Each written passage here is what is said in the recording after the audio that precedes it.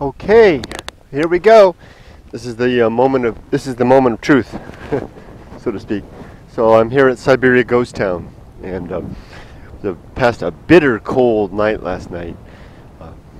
I was saying it was a 100-mile ride in on the videos last night, but I was wrong. It's about a 60-mile ride in from Barstow. Camped over there,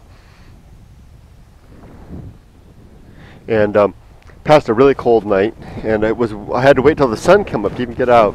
It's amazing how it doesn't look cold, but it really is, especially with this wind blowing. So I hung out here behind the lee of this. These are the remains of the old Siberia train station for the ghost town. That's all that remains. This building is all that remains of what was the ghost town. There's a foundation over there, remains of a gas station over there, but in terms of visual structure, that's it. So I had the bike over there parked, and I decided to move it, and I pushed it over here without starting up. I pushed it over here and hid it behind this wall so that it could lay in the sun and absorb some heat, because the last time I was here in December, on December 2nd, I almost didn't get the bike started because it was so cold that the bike didn't want to turn over. I almost ran the battery down. So I'm hoping that the bike will start now. It's been sitting for about an hour and a half. It's really bitter cold wind on my hands right now. But I'm hoping that the bike will start up right now. Over here it's not so bad, just a small breeze. The cylinder's actually not too cold. Got everything packed up. I'm not going to go backpacking, it's just too cold for that. I'm going to leave my big pack right there for now. We're going to start the bike up. Hopefully it'll start up. And then I'm going to carefully push it out over to the dirt road, because there's nails. This is all burned down. All the nails ended up in the dirt, and I could easily pick up a nail in the tire. So here we go. First thing I'm going to do is take the choke, apply the choke all the way, engage the, turn the engine on, the lights are on, and here we go. Oh, I held the button a little too long. But did you hear? I start this thing, it started, yay! Not a problem at all. But it definitely wasn't the same. You know, you guys don't hear me start this every day, so you guys don't know what the sound is, but it definitely lagged there a bit. So I'm going to go ahead and plug everything in, and now let's walk the bike out to the dirt. That means I have to pull it off its center stand and then carefully maneuver it over there. I can probably put it in first gear and have it power assist, and then I'll come back and get the pack, because the pack's heavy, and it's already heavy with everything. It's 600 pounds. So here we go. Let's look for any nails. Looking good. I'll kind of just follow, see my trail in there, and I'm not even going to ride it. I don't want the extra weight, just in case I run over a nail. Here we go. Okay, there we go. And we're just going to push it. I'll put it into first gear. Let the bike help us a little. And we are just following the track back. A little bit slippery and sandy in places. Can you see my trail right there? Rolling, rolling, rolling. Keep it going, rolling. I'm probably good here, but I'll just get it right out there. Right up there to the road. It's a dirt road, not very far.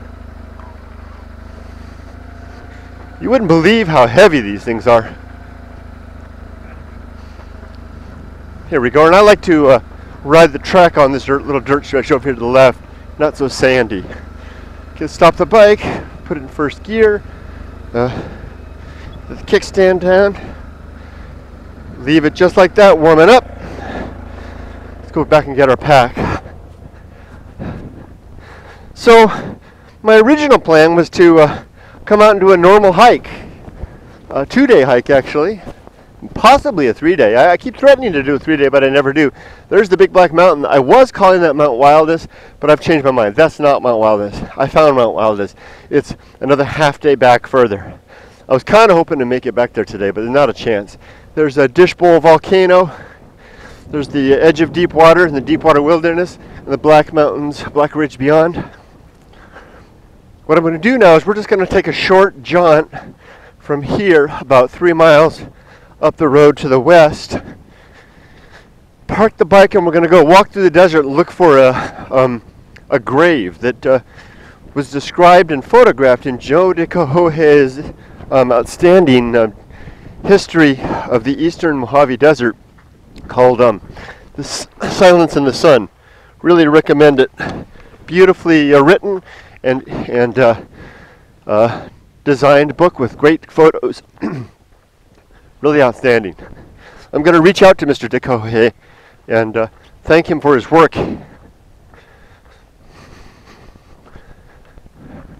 This fire pit's been here since at least September.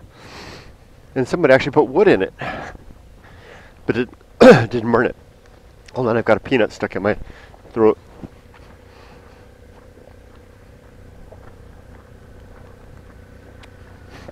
Okay. Okay, sorry for my sniffling. Bike's all ready to go. Let's take a 360. Make sure the tires are still in good shape. I'm so glad it started. I shouldn't have had the fog lights on, dummy. Or the high beams. Oh, good job, Kurt. Note to self, next time I'm worried about the battery, turn off the fog lights, turn down the high beams, and turn off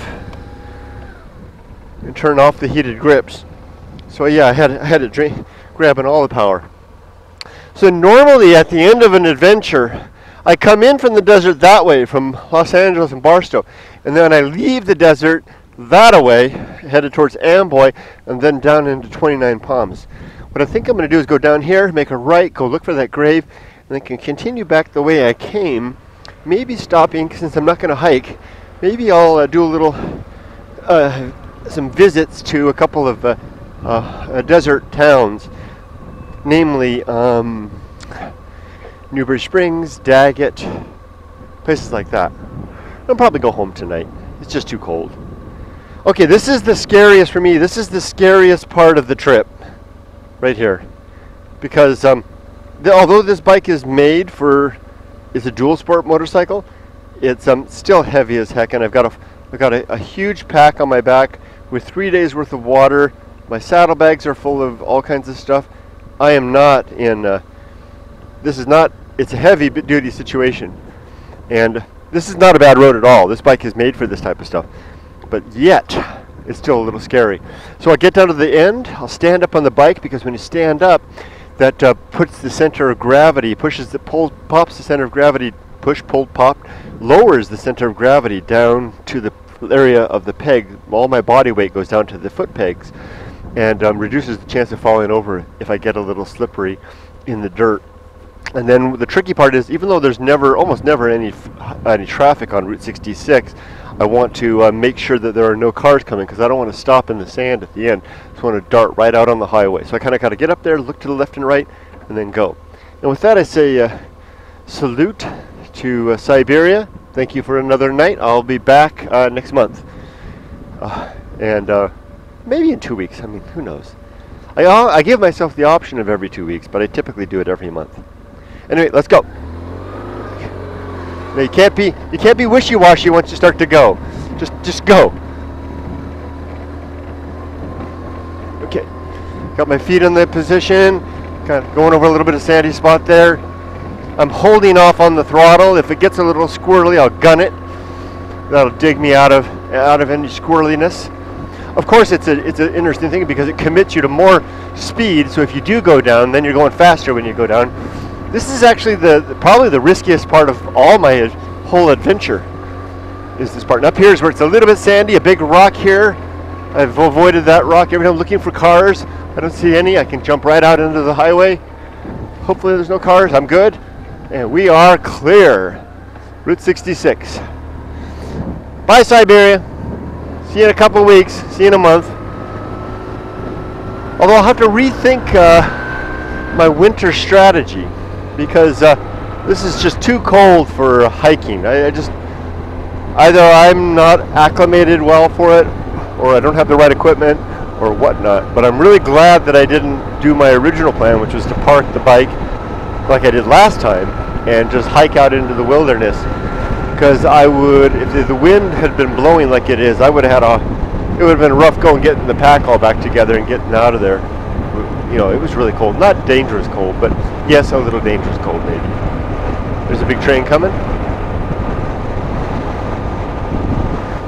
This is famous Route 66, where you can indeed get your kicks. And here's the gas station. Remember, if you followed me on the softypapa thing last year, I did the Sal and Ruth had their gas station. That's the remains of the gas station right there. Can you see that? Here.